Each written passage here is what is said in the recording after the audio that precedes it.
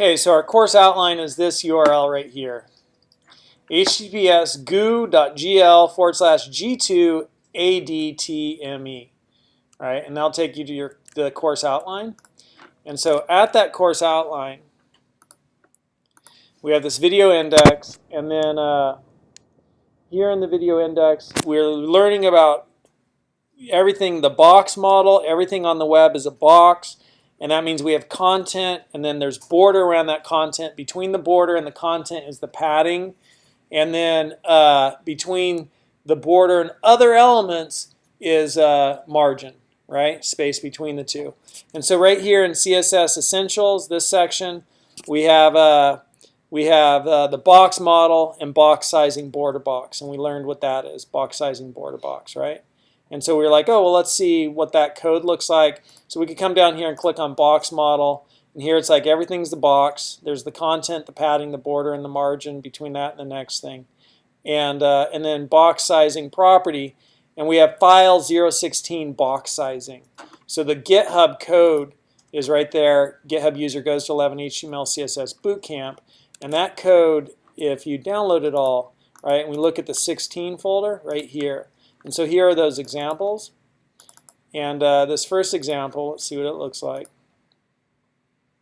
So that's just showing, here's content, here is padding, here is border, and then we could set margin to separate the things between those if we wanted. All right, and there's different ways to set border, and we'll look at all those. We're learning about the box model and border radius, and we're going to learn about display, the display property, and get into the display property today too. So we have that, and then we have, here's the next one, and then we have one more right here. Here's the next one. So as we change here, right here we're adding padding, and here's the problem. There's no padding on this one, and then we add some padding, so between the content and the border, we get the padding, and it made our element bigger. Even though in our CSS for that one, we specified a width of 500 pixels, the width of this is now 500 pixels, which is the content, and we added padding of 50 pixels, so the width is 50, 500, 50. That's 600 from left to right. We've added 100 pixels.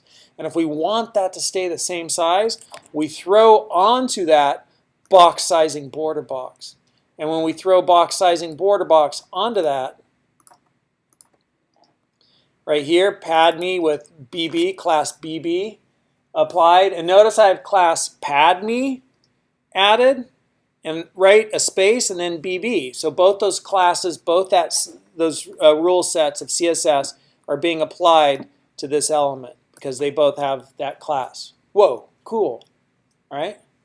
And then that gets box sizing border box.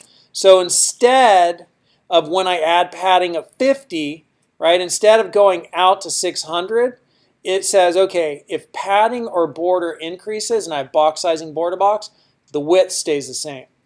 And what happens is this goes down to 400 for content in the middle, and this gives 50 here and 50 here, so the width is still 500, so it pushes the content in. Same thing with border, right?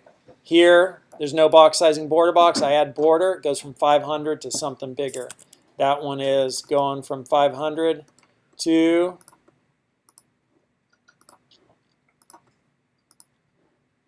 500, and I added 30 of border. So it's 30, 500, 30. That's 560 width. And I want it to be 500. Throw box sizing border box on it. The width stays 500. This goes down to 440, right? Which is 500 minus 60, 30 on each side. And then you get 30 and 30 there, which brings this up to 500. 440 plus 60 is 500. And the width stays 500. Box sizing border box. Get it? So what does box sizing border box affect margin? No. Only padding and border. Okay?